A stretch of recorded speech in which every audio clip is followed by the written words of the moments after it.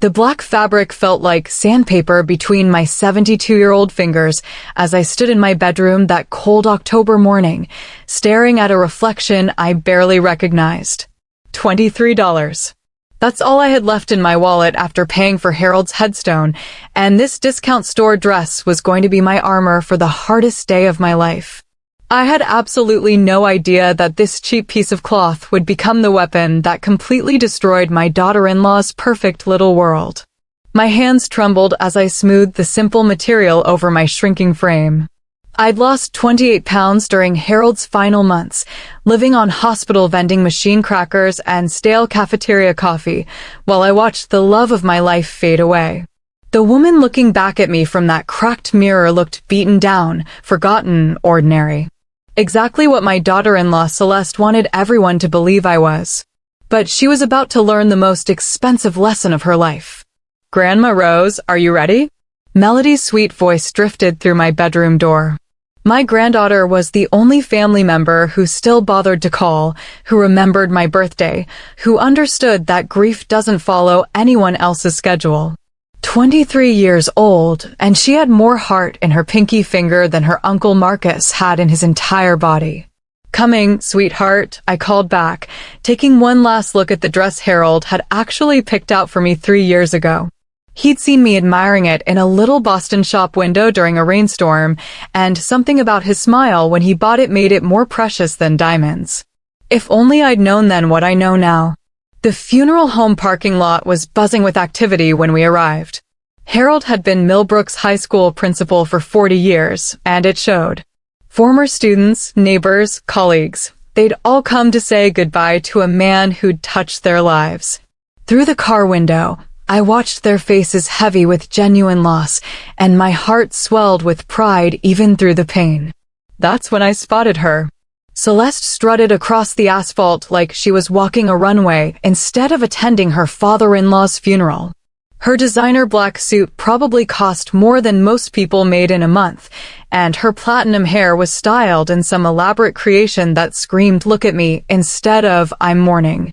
She'd married my son Marcus 8 years ago, and from day one, she'd made it crystal clear that she considered me an embarrassment to their social climbing plans.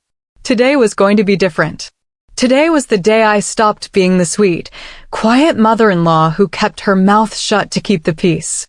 Harold was gone, and with him went his gentle requests to let it slide and don't make waves.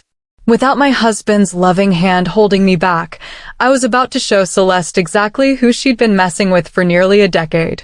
The truth was, I hadn't always shopped at discount stores. I hadn't always lived in the modest ranch house on Elm Street, clipping coupons and counting pennies. Before I became Mrs. Harold Patterson, I'd been someone else entirely. Someone Celeste would have bowed down to if she'd known the truth. But she didn't know. Nobody did, except for one man sitting in the funeral home who'd been waiting years for me to stop hiding who I really was. As I stepped out of Melody's car and smoothed my $23 dress one more time, I felt something stirring inside me that had been sleeping for far too long. Harold was gone, the man who'd loved me enough to make me want to be humble and simple. Now it was time to remember what I'd given up for that love, and what I was about to take back. Celeste was about to discover that humiliating a grieving widow at her husband's funeral was the worst mistake she'd ever made in her pathetic, shallow life. And I was going to enjoy every single second of her downfall. The autumn air bit at my cheeks as I walked toward the funeral home entrance, Melody's protective arm linked through mine. I could feel the weight of the community's sympathy in their glances. Poor Rose Patterson, the widow in the cheap dress, struggling to maintain her dignity on the worst day of her life. If they only knew what was coming. There's the grieving widow, Celeste's voice cut through the October morning like a knife through silk, loud enough for half the parking lot to hear. Her tone dripped with that special kind of fake sweetness that barely covered the poison underneath. "Rose, darling, what an interesting choice of dress for such an important day." The conversations around us died instantly. Mourners stopped mid-step, sensing the tension crackling between us like electricity before a storm. I watched my son Marcus shift uncomfortably beside his wife, his eyes begging me not to cause a scene. For 8 years, he'd chosen her social ambitions over his mother's dignity, and today wasn't going to be any different. Or so he thought. It was Harold's favorite, I said quietly, keeping my voice steady despite the rage building in my chest like steam in a pressure cooker. He always said I looked beautiful in black. Celeste's laugh was sharp enough to shatter glass. Oh, Rose, you poor, sweet thing. I suppose when you've never had access to quality clothing, you wouldn't understand the importance of proper funeral attire. This is Harold's final goodbye. Surely you could have borrowed something more appropriate? People will think our family can't afford to dress properly. Our family. The words hit me like a slap. This woman who'd been part of our lives for barely 8 years was lecturing me about family reputation. The same woman who'd never sat beside Harold during his chemotherapy sessions, never held his hand while he whispered stories about our early marriage, never earned the right to judge the woman who'd loved him since they were both 19 years old. The crowd had grown larger, drawn like moths to the flame of family drama. I could see the mix of embarrassment and curiosity on their faces. Some of the older residents knew better. They remembered glimpses of who I used to be before I chose love over everything else. But the newer residents saw exactly what Celeste wanted them to see, a sad, elderly woman in discount clothing being put in her place by her sophisticated daughter-in-law. You're absolutely right, I said, my voice carrying just far enough for everyone to hear. Every word was measured, calm, dangerous. Appearances matter tremendously at occasions like this. Thank you for reminding me of what's truly important. Celeste's smile widened like a cat who'd caught a canary. She turned to Marcus with a look of smug satisfaction, as if she'd just performed some kind of public service by humbling the old woman who dared to embarrass their precious family name. Marcus nodded weakly, avoiding my eyes like the coward he'd become. But as we walked into the funeral home, as I felt the community's mixture of pity and awkwardness following us through those doors, something inside me that had been dormant for decades began to wake up. Something that had been sleeping peacefully while Harold lived, held back by his gentle requests for peace and his love for family harmony. Harold was gone now. The man I'd loved more than my own life, more than wealth, more than social status, more than everything I'd given up to be his wife. He was gone. And without him, without his tender requests to keep the peace and let it slide, I no longer had any reason to pretend I was the helpless widow Celeste thought she was burying today. The truth was burning inside me like a wildfire, and I could barely contain my excitement. In a few hours, this entire community was going to witness something they'd never forget. They were going to watch Celeste learn that underestimating a woman who'd spent 47 years being underestimated was the most dangerous mistake of her meaningless little life. I almost felt sorry for her. Almost. But she'd picked the wrong day to humiliate me and the wrong woman to mess with. Before I continue with what happened next, I need to pause here for a moment. If this story is hitting you right where it hurts, please hit that like button and subscribe to this channel. I want to hear from you in the comments. Have you ever been in a situation where you had to choose between keeping the peace and standing up for what's right? Tell me where you're watching from because I want to know how far this story travels. Have you ever had a family member treat you like you were nothing? Drop a comment and let me know you're not alone in this. What nobody in that funeral home knew, what nobody in Millbrook had known for over 40 years, was that the woman Celeste had just humiliated in front of half the town used to be worth more money than most people see in 10 lifetimes. My maiden name was Rose Montgomery, and that name used to open doors that regular people didn't even know existed.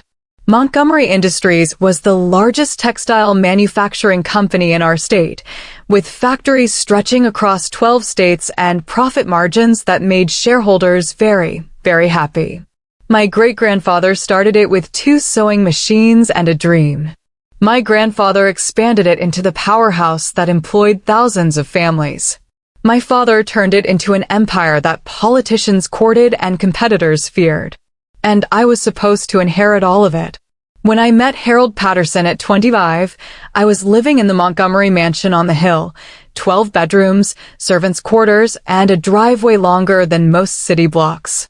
I drove a brand new Cadillac, wore custom dresses from New York, and attended charity galas where people paid $5,000 just to shake my hand. Harold was teaching high school English and coaching the debate team for $3,200 a year. My father took one look at this kind, gentle man who made me laugh until my sides hurt and declared him completely unsuitable for a Montgomery. He gave me an ultimatum that still gives me chills when I think about it.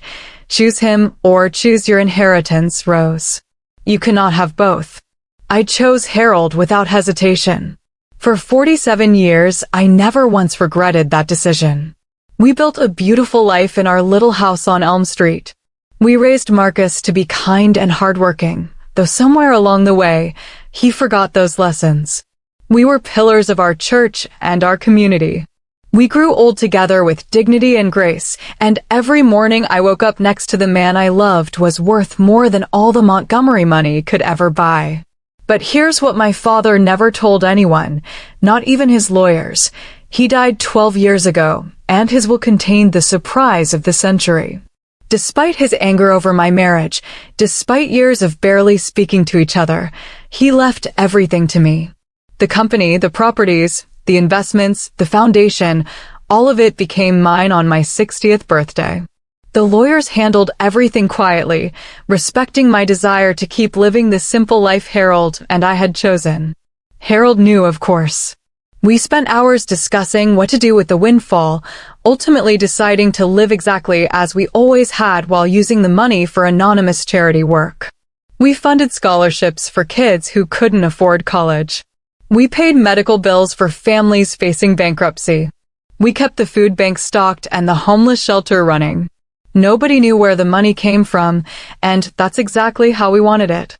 The only person who suspected the truth was our family attorney, Benjamin Crawford, who'd been quietly managing my affairs for over a decade.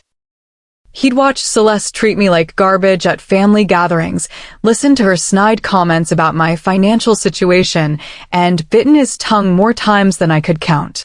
Today, Benjamin was sitting in the third row of the funeral service with a briefcase full of documents and a smile I hadn't seen in years.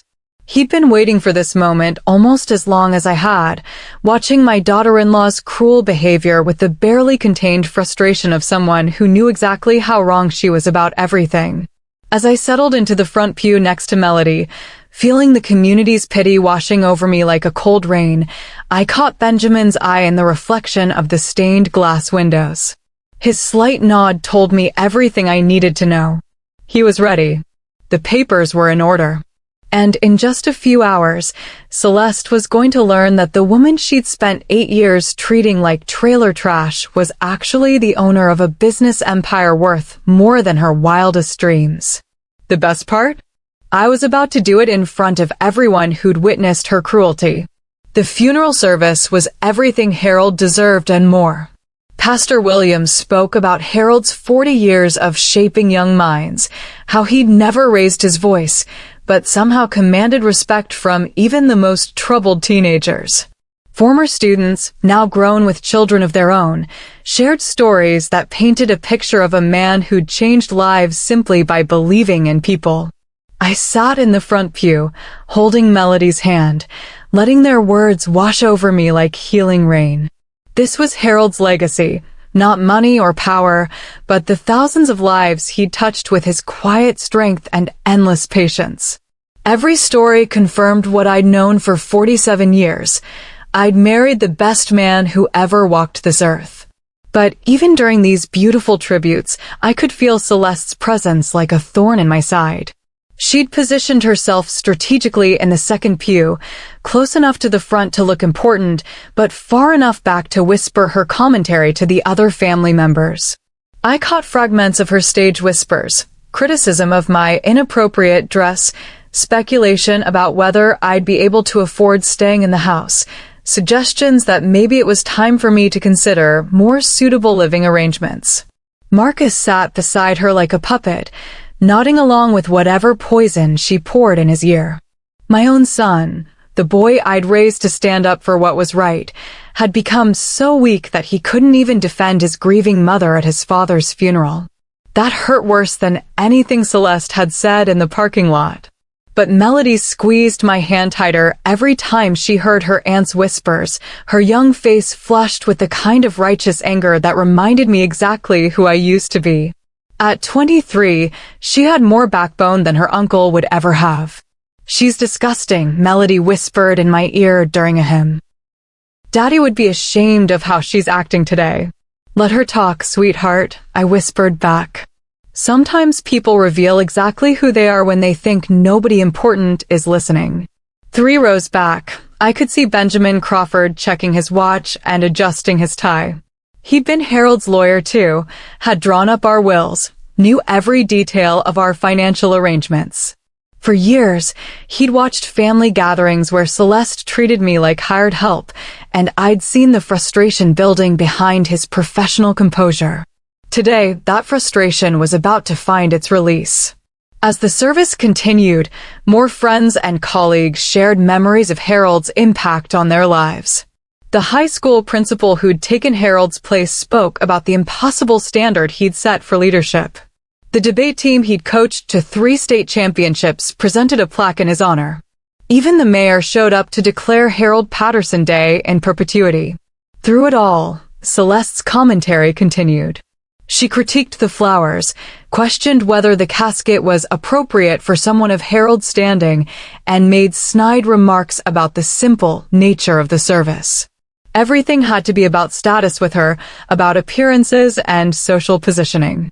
She had no idea that the woman sitting 6 feet in front of her could have bought and sold everyone in that funeral home without checking her account balance. As Pastor Williams began his closing prayer, I felt something shift inside me, the same feeling I'd had as a young woman when I'd stared down my father and chosen love over money. It was the feeling of knowing exactly who you are and refusing to apologize for it. Harold was gone, and with him went the gentle voice that had kept me humble and hidden for nearly 5 decades.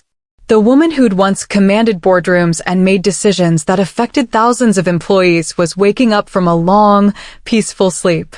The prayer ended, and Pastor Williams announced that we'd be moving to Restwood Cemetery for the burial. As people began filing out, I stood slowly, smoothing my $23 dress one more time. It was time for the second act of this performance. And Benjamin Crawford was already reaching for his briefcase. Pause for a moment and think about this. How many times do we ignore the warning signs because we don't want to believe something terrible is about to happen? How often do we let people walk all over us because we think keeping the peace is more important than standing up for ourselves? Drop a thinking face in the comments if you've ever had that gut feeling that someone was underestimating you in the worst possible way. What would you do if you were in Rose's position right now? Would you stay quiet to keep the family together, or would you be planning something bigger? The ride to Restwood Cemetery should have been a time for quiet reflection, but Celeste had other plans. She'd maneuvered herself into the family car with Marcus and me, leaving Melody to ride with the cousins. I should have seen it coming. She never missed an opportunity to corner me when she thought she had the upper hand. "Rose," she said, her voice taking on that fake concerned tone she used when she wanted to sound caring in front of witnesses. "Marcus and I have been talking, and we think it might be time for you to consider some changes."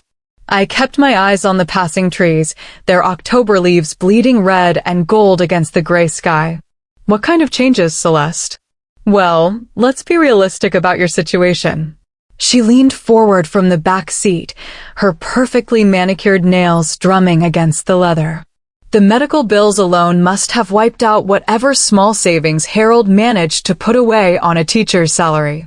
And now with the house payments, utilities, maintenance, it's got to be overwhelming for someone in your position. Marcus cleared his throat uncomfortably, but said nothing. My own son, sitting right there, letting his wife plan my future like I was a piece of furniture to be moved around. "I managed just fine," I said quietly. Celeste's laugh was sharp and patronizing. "Oh, Rose, you don't have to pretend with family. That dress you're wearing today says everything about your financial situation." $23 at some discount store, isn't it? There's no shame in admitting you're struggling. The car went silent except for the hum of tires on asphalt. Even Marcus seemed uncomfortable with how far his wife was pushing, but not uncomfortable enough to actually defend his mother. We've been looking at some lovely senior communities, Celeste continued, her voice getting more excited as she warmed to her theme. Places where you wouldn't have to worry about keeping up appearances or maintaining that big old house. Somewhere more suitable for someone in your circumstances. The one we found even has activities, bingo, crafts, group meals. You'd probably enjoy the social aspect. She was trying to put me in a nursing home. My daughter-in-law, who'd been in our family for less than a decade, was trying to force me out of the house Harold and I had shared for 47 years.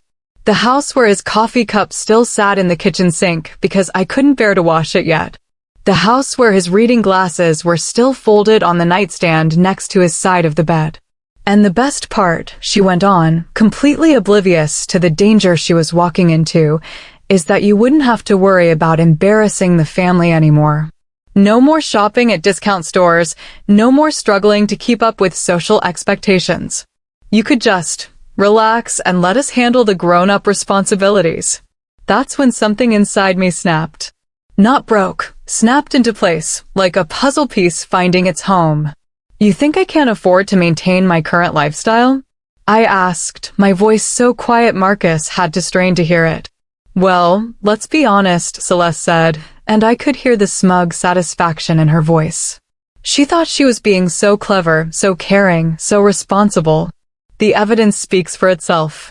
That house is too big for you anyway, and frankly, some of us are concerned about how your financial situation reflects on the family name. The family name. Harold's name. The name of a man who'd spent 4 decades earning respect through kindness and integrity, and she was worried about how my poverty might tarnish it. How thoughtful of you to be concerned about the family reputation, I said, and for the first time all day I smiled. Really smiled. But I think you might be operating under some very dangerous assumptions about my situation. As we pulled into the cemetery parking lot, I could see Benjamin Crawford getting out of his car, briefcase in hand, checking his watch with the precision of a man who'd been planning this moment for years. It was time to stop being small. Walking across the cemetery grass toward Harold's gravesite, I felt something I hadn't experienced since the day I'd chosen love over money 47 years ago. Absolute clarity about who I was and what I was capable of.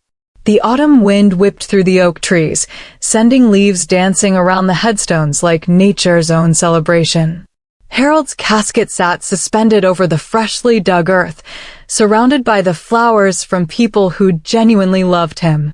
Pastor Williams was setting up for the graveside service, and mourners were gathering in small clusters, their voices hushed with respect for the sacred ground we stood on. But all I could think about was Celeste's words echoing in my head, no more embarrassing the family. For 8 years, I'd watched this woman treat me like an inconvenience. I'd bitten my tongue when she forgot to invite me to family gatherings. I'd smiled politely when she made cutting remarks about my clothes, my house, my simple way of life. I'd stayed quiet when she rolled her eyes at my stories and changed the subject whenever I tried to share memories of Harold's younger days. Harold had always asked me to be patient with her. She's young, he'd say. She'll grow into kindness eventually. He believed the best in people, even people who didn't deserve it. That gentle soul had kept me humble and hidden, content to let Celeste think she was superior because keeping peace in the family mattered more to him than proving points. But Harold was gone now. Standing there beside his grave, watching Celeste work the crowd like she was running for office, I realized something that should have been obvious years ago. There's a difference between choosing humility and accepting humiliation. I'd chosen humility when I gave up the Montgomery fortune for love. That was a decision made from strength, from knowing exactly what mattered most in life. But letting Celeste treat me like garbage? That wasn't humility. That was just being a doormat. And I was done being anyone's doormat. The smile started small, just a tiny curve at the corner of my mouth as I watched my daughter-in-law positioning herself near the front of the gathering. She was checking her reflection in her phone screen, making sure her hair was perfect, adjusting her designer jacket. Even at her father-in-law's burial, everything had to be about her image. She had no idea what was coming. Grandma Rose. Melody appeared at my elbow, her young face creased with concern. Are you okay? You look different. I feel different, sweetheart, I said, and the smile grew wider. For the first time in months, I feel like myself again. And it was true. Standing there in my $23 dress, surrounded by people who thought they knew exactly who I was and what I was worth, I felt more powerful than I had in decades. Not because of money. Money was just paper and numbers in bank accounts. I felt powerful because I was finally ready to stop pretending to be less than I was. As Pastor Williams called everyone to gather for the final service, I caught sight of Benjamin Crawford positioning himself strategically near the back of the crowd. He had his briefcase with him, and the kind of alert expression lawyers get when they're about to enjoy their work immensely. We made eye contact across the sea of mourners, and his slight nod confirmed what I already knew. He was ready. The documents were prepared. The stage was set. I leaned down toward Harold's casket, my voice barely a whisper. I hope you can forgive me for what I'm about to do, my love. But she crossed a line today that you would never have let her cross if you were still here. Sometimes the kindest thing you can do for a bully is teach them exactly who they're bullying. The wind picked up, rustling through the flowers on his casket like a gentle caress. I chose to take that as his blessing. Time to remind everyone, especially my dear daughter-in-law, that Rose Montgomery Patterson had never been anyone's victim. Pastor Williams was just finishing the graveside prayer when I made my move. The timing had to be perfect, late enough in the service that everyone would be present, but early enough that people wouldn't start drifting away. I needed maximum audience for what was about to happen. Amen, the crowd murmured as the pastor closed his prayer book. People began stirring, preparing for the awkward post-burial small talk that always follows these services. Some were already starting to move toward their cars, eager to escape the uncomfortable reminder of their own mortality. That's when I stepped forward. Before everyone leaves, I said, my voice carrying clearly across the cemetery grounds, there's something I need to address. The movement stopped. Conversations died mid-sentence. Every face turned toward me with the kind of focused attention usually reserved for accidents and emergencies. In the sudden silence, you could hear the wind through the oak trees and the distant sound of traffic on the main road. Celeste looked annoyed at first, like I was some senile old woman who didn't understand proper funeral etiquette. Marcus appeared mortified, probably assuming I was about to cause some kind of embarrassing scene. But Melody squeezed my arm with pride, sensing that her grandmother was finally about to stand up for herself. Benjamin, I called out, my voice steady and clear. Benjamin Crawford, could you join me for a moment? Benjamin was already moving before I finished saying his name, weaving through the crowd with his briefcase and the kind of purposeful stride that lawyers use when they're about to change someone's life forever. The mourners parted for him like the Red Sea, their faces curious and slightly alarmed. Mrs. Patterson, he said formally when he reached me, his voice pitched to carry to every corner of the gathering. I was hoping we'd have a chance to discuss your business affairs today. I know you've preferred to handle these matters privately, but given the circumstances. He let the sentence hang there, loaded with possibility and threat. Celeste's expression shifted from annoyed to confused. She looked back and forth between Benjamin and me like she was trying to solve a puzzle with missing pieces. Marcus had gone pale, probably wondering if there were debts or legal problems he didn't know about. What business affairs? Celeste demanded, her voice sharp with the kind of anxiety that comes from sensing you're losing control of a situation. Rose doesn't have any business affairs. She lives on Social Security and whatever tiny pension Harold left behind. Benjamin's smile was professional but predatory. I'm afraid there's been some misunderstanding about Mrs. Patterson's financial situation, Mrs. He paused, pretending to search for her name like she wasn't worth remembering. Celeste Patterson, she snapped. I'm Harold's daughter-in-law, and I think I know my own family's financial situation better than some random lawyer. Random lawyer? Benjamin chuckled, opening his briefcase with theatrical precision. Mrs. Patterson, I've been managing your mother-in-law's affairs for over 12 years. Perhaps it's time the family understood exactly what those affairs entail. The crowd pressed closer, drawn by the promise of drama and revelation. These were the same people who'd witnessed Celeste humiliate me in the parking lot just hours earlier. Now they sensed that something much bigger was unfolding, and nobody wanted to miss it. I don't understand, Marcus said weakly. Mom, what's he talking about? I looked at my son, this man I'd raised to be strong and kind, who'd somehow become weak and spineless under his wife's influence, and felt a mixture of disappointment and hope. Maybe this would finally wake him up to what his wife really was. Marcus, I said gently, there are things about your mother that you never knew. Things I chose not to tell you because your father and I believed in living simply. But circumstances have changed. Benjamin was pulling documents from his briefcase now, official-looking papers with corporate letterheads that caught the afternoon sunlight. The crowd was completely silent, everyone straining to see what secrets were about to be revealed. Celeste's face had gone from confused to genuinely frightened. She was finally starting to realize that she might have made a terrible mistake. This is where I need to know. Would you have stayed silent to keep the family together, or would you have done what Rose was about to do? Comment, speak up, if you would have confronted them right there in front of everyone, or stay quiet if you think she should have handled it differently. I'm really curious to see what you think because what happens next is going to shock everyone in that cemetery, and probably shock you too. Sometimes the truth hits like a lightning bolt, and nobody sees it coming.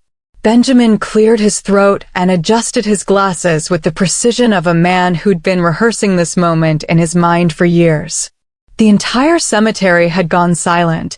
Even the wind seemed to be holding its breath. Mrs. Patterson, he said, his voice carrying clearly across the gathering, I believe it's time we discussed the Montgomery Industries annual board meeting. As you know, as the sole owner and CEO, you'll need to make some crucial decisions about the company's expansion into international markets. The effect was immediate and devastating. Celeste's face strained of color so fast I thought she might collapse right there on the cemetery grass. Marcus looked like someone had just told him the earth was flat. The crowd began whispering frantically, the name Montgomery Industries rippling through them like wildfire. Everyone in our state knew that name. Montgomery Industries employed over 15,000 people across 12 states. Their factories had been the backbone of our region's economy for 3 generations. The Montgomery family was old money, real money, the kind of wealth that bought senators and built hospitals. I'm sorry, Celeste stammered, her sophisticated composure cracking like thin ice. There must be some mistake. Rose lives in that little house on Elm Street. She shops at discount stores. She drives a 15-year-old Honda. By choice, Benjamin replied smoothly, pulling out a thick folder of documents. Mrs. Patterson has always preferred a simple lifestyle, even after inheriting the full Montgomery estate 12 years ago. Isn't that right, Mrs. Patterson? All eyes turned to me. This was it. The moment I'd been building towards since Celeste opened her cruel mouth in the parking lot. I could see the confusion and growing horror on her face as the pieces began falling into place. That's correct, Benjamin, I said calmly. Harold and I chose to live quietly. We felt that our love was worth more than any amount of money, and we wanted to raise our son with those same values. I looked directly at Marcus, who was staring at me like I'd just grown a second head. We hoped he'd learn that a person's worth isn't measured by their bank account or their clothing. We wanted him to judge people by their character, not their circumstances. Also, Benjamin continued, clearly enjoying every second of this revelation, we'll need to discuss the charitable foundation's year-end distributions. $37 million in donations this year. Quite generous, even for you, Mrs. Patterson. $37 million. The number hung in the air like a bomb that had just exploded. I watched the crowd's faces change as they processed what they were hearing. The pitying looks I'd been receiving all day transformed into shock, awe, and more than a little embarrassment. "This is impossible," Celeste whispered, but her voice had lost all its earlier confidence. "She can't be. You're talking about Rose Montgomery." Rose Montgomery died years ago. Rose Montgomery became Rose Patterson 47 years ago, Benjamin said with satisfaction. When she chose love over luxury and married a high school principal named Harold Patterson. Her father was furious and cut her off completely until his death 12 years ago, when his will revealed that he'd left everything to his only daughter. The crowd was completely silent now, every person hanging on Benjamin's words. Former students of Harold's were looking at me with new understanding. Neighbors who'd known me for decades were seeing me with fresh eyes. The woman they'd pitted as the poor widow in the cheap dress was actually one of the wealthiest people in the state. But the best part, the absolutely delicious part, was watching Celeste's face as the full magnitude of her mistake became clear. This woman who'd spent 8 years treating me like hired help, who'd publicly humiliated me at my husband's funeral, who'd tried to force me into a nursing home just hours ago, was slowly realizing that she'd been tormenting someone who could buy and sell her entire world without checking her account balance. "You mean," Marcus said weakly, "you've been rich this whole time?" I smiled at my son with all the love and disappointment in my heart. "No, sweetheart. I've been wealthy. There's a difference." The cemetery was so quiet you could hear individual leaves falling from the oak trees. Every person in that gathering was staring at me with a mixture of shock, awe, and dawning understanding. But I only had eyes for Celeste, whose perfectly constructed world was collapsing around her like a house of cards in a hurricane. "Let me tell you about this dress," I said, smoothing the simple black fabric that had started this whole confrontation. 3 years ago, Harold and I were visiting Boston for our anniversary.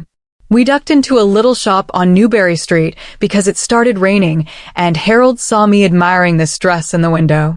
I paused, letting the memory wash over me like warm sunlight. The sales clerk was horrified when she saw the price tag. "Ma'am," she said, "surely someone of your means would prefer something from our designer collection upstairs." But Harold just smiled and said, "That's the one.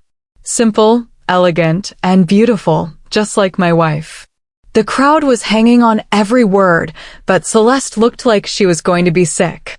$23, I continued, my voice growing stronger with each word. "That's what this dress cost, and it became priceless to me because the man I loved chose it. You see, Celeste, you've spent 8 years making a fundamental mistake about what gives something value."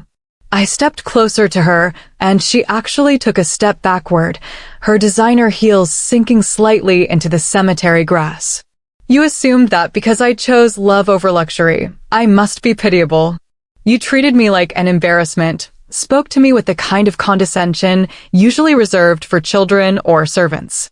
You tried to erase me from my own son's life because you thought my simple lifestyle reflected poorly on your social climbing ambitions." Marcus tried to interrupt. "Mom, I never."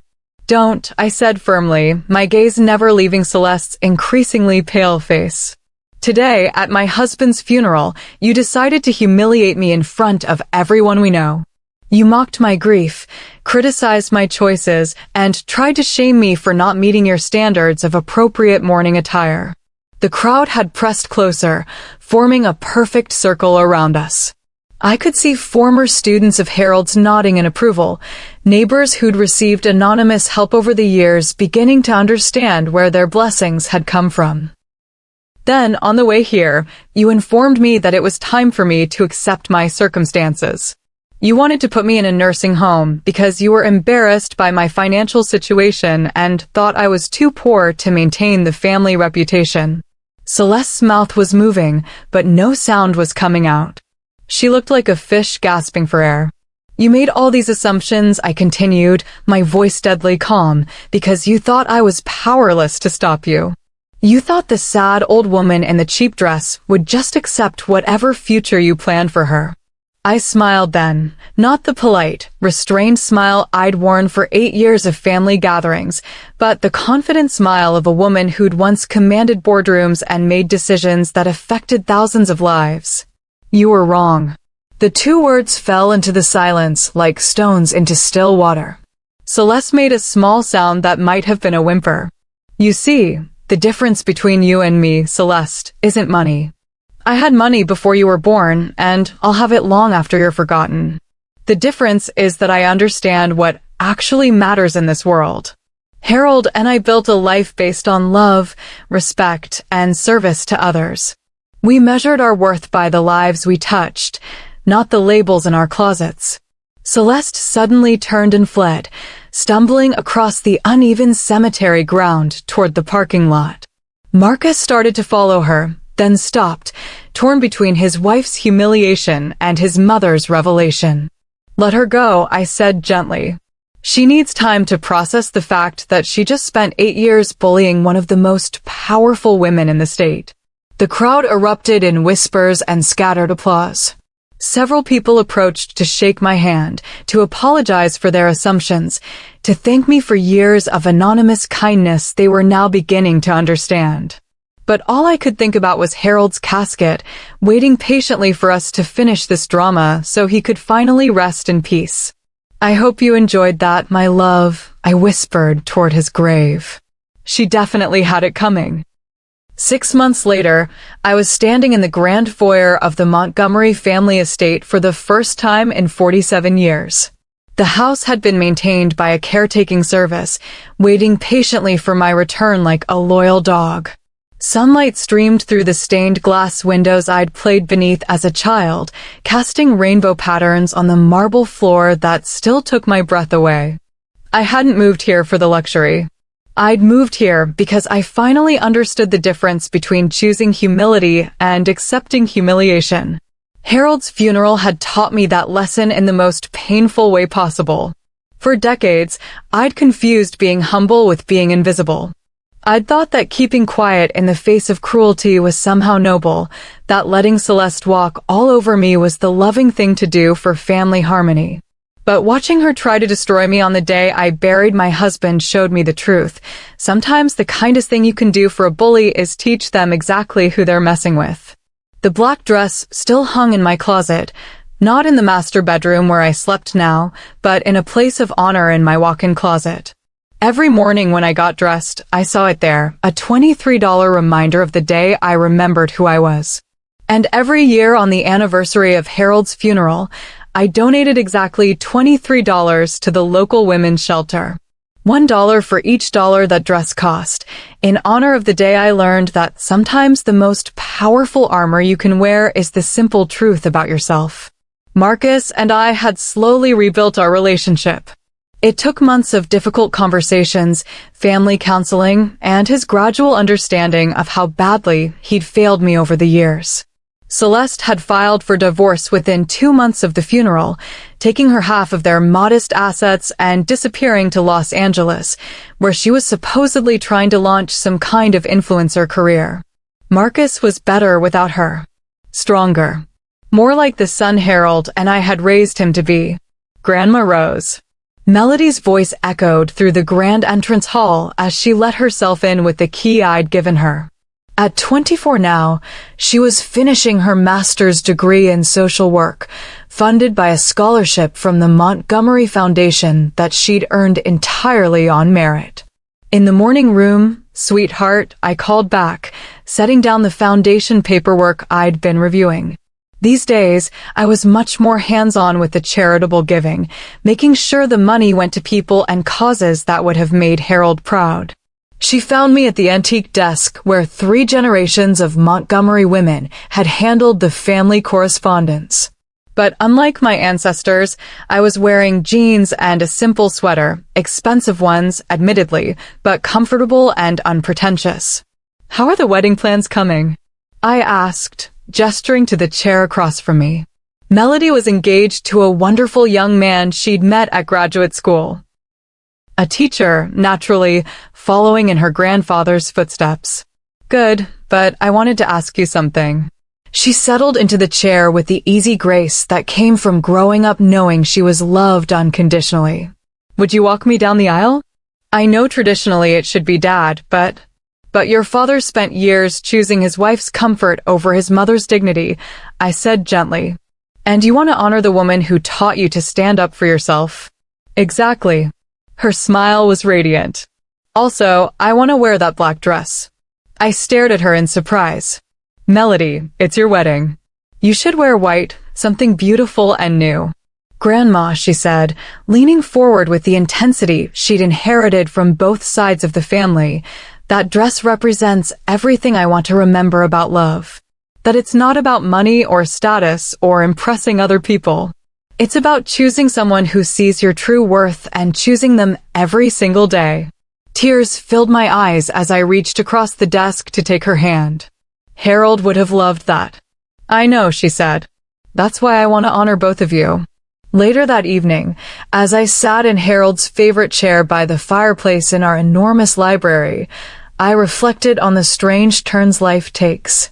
I'd gained back all the wealth I'd given up for love, but more importantly, I'd gained back something far more valuable, my sense of self-worth. The moral of this story isn't about money or power, it's about respect. Real respect isn't earned through designer clothes or social status or the size of your house. It's earned through decades of kindness, service, and love. It's earned by treating people with dignity regardless of their circumstances, and by refusing to let anyone make you feel small simply because they don't understand your worth.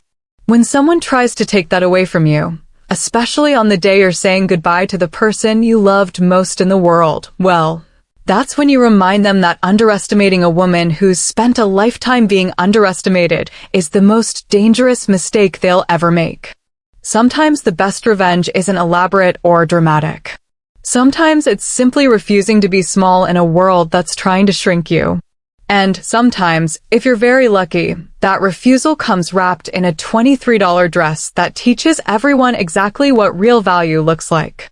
This story shows us something crucial about human nature and the assumptions we make about other people's worth. Rose's journey teaches us that there's a profound difference between choosing humility and accepting humiliation. For 47 years, Rose chose to live simply because she valued love over luxury. That was strength disguised as simplicity. But allowing Celeste to treat her with cruelty and disrespect? That wasn't humility. That was self-betrayal. We live in a world that judges people by their appearance, their possessions, and their social status. Celeste saw a cheap dress and assumed poverty. She saw an elderly widow and assumed powerlessness. She made the fatal mistake of confusing someone's choices with their circumstances. But Rose's story reminds us that every person carries invisible stories, hidden strengths, and untold worth that can't be measured by external appearances. The quiet woman clipping coupons might be a millionaire choosing simplicity. The man in work clothes might have wisdom that could change your life. The elderly person struggling with technology might have fought battles you can't imagine and won victories you'll never know about. Most importantly, this story teaches us about the power of standing up for ourselves when it truly matters. Rose waited until the perfect moment, when the stakes were highest and the audience was largest, to reveal her truth. She didn't seek revenge.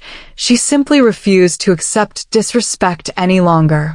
The real lesson here is that respect isn't something you can buy, inherit, or demand. It's something you earn through your actions, your character, and your treatment of others. Celeste had money and status, but no respect. Rose had respect built over decades of kindness, service, and love, respect that no amount of cruelty could diminish. Sometimes the bravest thing we can do is refuse to be small when the world tries to shrink us. I want to ask you, what's the most important lesson you're taking from Rose's story? Have you ever been underestimated because of how you looked or where you lived? Have you ever made assumptions about someone that turned out to be completely wrong? Share your thoughts in the comments, because your perspective might help someone else who's going through something similar. This story reminds us that we never know the full story behind someone's choices or circumstances. Before we judge that person in the checkout line counting coupons, or dismiss that quiet coworker, or assume we know someone's worth based on their appearance, maybe we should remember Rose and her $23 dress. If you found this story meaningful, please hit that like button and subscribe for more real-life stories that matter. Ring that notification bell so you never miss when I share these important family stories that remind us about what really counts in life. In the meantime, I've left 2 more powerful stories on your screen that I think will move you just as much. Thank you for listening, and remember, sometimes the most powerful thing you can wear is simply the truth about who you are.